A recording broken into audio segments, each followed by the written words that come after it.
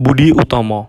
Perkumpulan ini didirikan oleh para pelajar Stovia School Thought Opleiding van Illanse Artsen. Di bawah pimpinan Sutomo, sebelum Sutomo dan kawan-kawan mendirikan Budi Utomo, terlebih dahulu terjadi pertemuan antara Dr. Wahidin Sudirohusodo dengan Sutomo dan M. Suraji pada akhir tahun 1907 di dalam gedung Stovia. Dalam pertemuan tersebut, Dr. Wahidin banyak mengemukakan tentang ide-ide untuk mencerdaskan kehidupan bangsa melalui study fund atau dana pendidikan.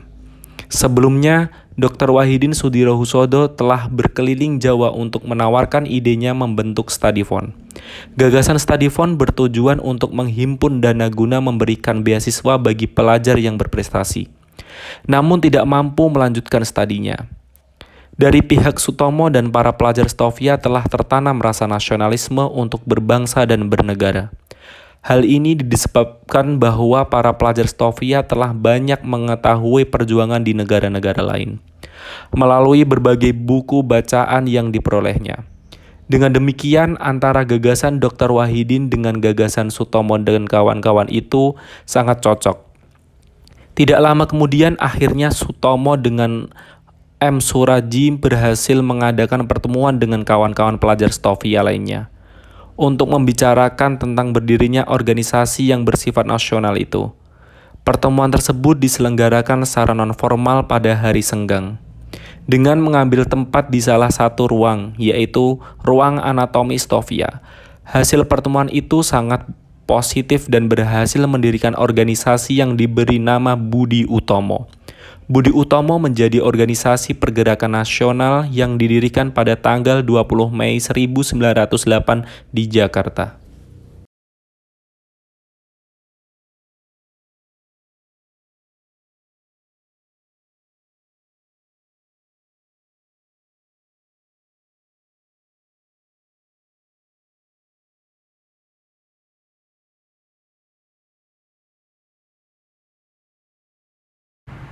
Dr. Wahidin Sudirohusodo adalah salah seorang pahlawan nasional Indonesia. Namanya selalu dikaitkan dengan Budi Utomo. Karena walaupun ia bukan pendiri organisasi kebangkitan nasional itu, dialah penggagas berdirinya organisasi yang didirikan para pelajar School Thought Opleiding van Inlandse Artsen, Jakarta. Dr. Sutomo atau Subroto adalah tokoh pendiri Budi Utomo, organisasi pergerakan yang pertama di Indonesia. Subroto mengganti namanya menjadi Sutomo saat masuk ke sekolah menengah pada tahun 1903. Sutomo menempuh pendidikan kedokteran di School Thought Opleiding van Inlandse Artsen, Batavia. Budi Utomo merupakan organisasi nasional pertama di Indonesia yang menginspirasi berdirinya organisasi-organisasi pergerakan lainnya. Oleh karena itu, pemerintah menetapkan tanggal berdirinya Budi Utomo diperingati sebagai Hari Kebangkitan Nasional. Ciri-ciri organisasi Budi Utomo yang paling bisa dibedakan dari organisasi lainnya adalah: yang pertama, bersifat kooperatif dengan bangsa Belanda untuk memajukan pendidikan kaum pribumi khususnya Jawa dan Madura. Yang kedua, bergerak di bidang pendidikan. Yang ketiga, pada awal pembentukannya, keanggotaannya terbatas pada suku Jawa dan Madura. Yang terakhir, dianggap sebagai prototipe organisasi pergerakan nasional Indonesia. Kongres pertama Budi Utomo diselenggarakan pada tanggal 3 sampai 5 Oktober 1908 di kota Yogyakarta. Agenda dari kongres ini salah satunya yaitu usulan Sudirohusodo. Beliau mengusulkan agar Budi Utomo mendirikan Badan Bantuan Pendidikan atau Study Fund. 3 usulan penolakan: yang pertama, keterbatasan gerakan Badan Bantuan Pelajar; yang kedua, kesulitan saat pelaksanaan; lalu yang ketiga, aktivitas membantu pelajar merupakan sebagian dari program pekerjaan Budi Utomo. Keputusan dari kongres tersebut menunjukkan Tirto Kusumo sebagai ketua umum dan Wahidin Sudirohusodo sebagai wakil ketua. Kongres pertama dari Budi Utomo ini juga mencetuskan tujuan dari Budi Utomo sendiri, yakni menjamin kehidupan sebagai bangsa yang terhormat serta arah organisasi sebagai organisasi yang berfokus pada pendidikan, pengajaran, dan kebudayaan. Pada masa kepemimpinan Tirto Kusumo dari Karanganyar berlangsung dari tahun 1908 sampai 1911. Gerakan Budi Utomo dinilai lambat dan sangat hati-hati. Organisasi ini juga tetap terus berjuang di bidang sosial budaya tanpa menyentuh bidang politik. Meskipun menjalin hubungan dekat dengan pemerintah karena sebagian besar anggota merupakan pegawai pemerintah. Salah satu faktor yang menyebabkan lambatnya gerakan organisasi ini mungkin karena organisasi menerapkan prinsip biar lambat asal selamat daripada hidup sebentar mati tanpa bekas. Yang menganut cara hidup pohon beringin, yang tumbuhnya lambat, serta saat tumbuh besar dapat menjadi tempat berteduh dan yang rindang dan kokoh. Selain faktor tersebut, gerakan lambat ini mungkin juga karena faktor anggota yang mayoritas merupakan pangreh praja yang takut bertindak. Meskipun terkesan lambat, berita pendirian Budi Utomo mendapatkan reaksi yang cukup besar dari pemerintahan Belanda.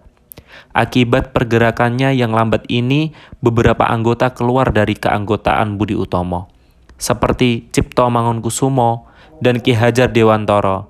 Peristiwa keluarnya Cipto terjadi saat ia menjabat sebagai komisaris Dewan Perkumpulan yang menyebabkan ia akhirnya mengundurkan diri dari jabatan serta keanggotaannya. Semenjak dipimpin oleh Raden Adipati Tirto Kusumo, banyak bangsawan dan pejabat kolonial sehingga banyak anggota muda yang memilih untuk menyingkir. Pada masa itu pula muncul Sarekat Islam. Pada awalnya dimaksudkan sebagai suatu perhimpunan bagi para pedagang besar maupun kecil di Solo dengan nama Sarekat Dagang Islam. Untuk saling memberi bantuan dan dukungan, tidak berapa lama nama itu berubah oleh Cokro Aminoto menjadi Sarekat Islam, yang bertujuan untuk mempersatukan semua orang Indonesia yang kehidupannya tertindas oleh penjajahan. Sudah pasti keberadaan perkumpulan ini ditakuti oleh Belanda. Munculnya gerakan yang bersifat politik semacam itu menyebabkan Budi Utomo mengalami kemunduran.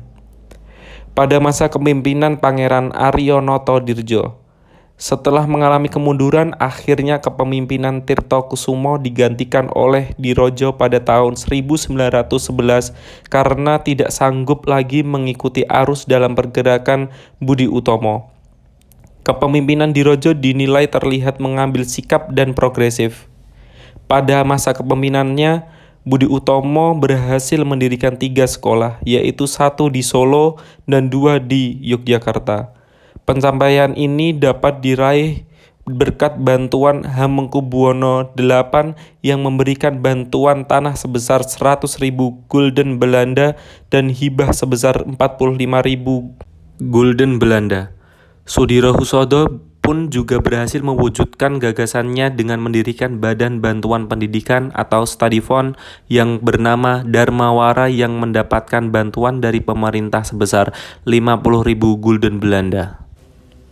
Anggota Budi Utomo pada waktu itu berasal dari kalangan bangsawan dan pejabat kolonial. Dari situ banyak anggota muda yang memilih mengundurkan diri, yang membuat organisasi tersebut mundur dan menjadi tidak kooperatif. Hal ini membuat aktivitas organisasi gerakan Budi Utomo berjalan lambat.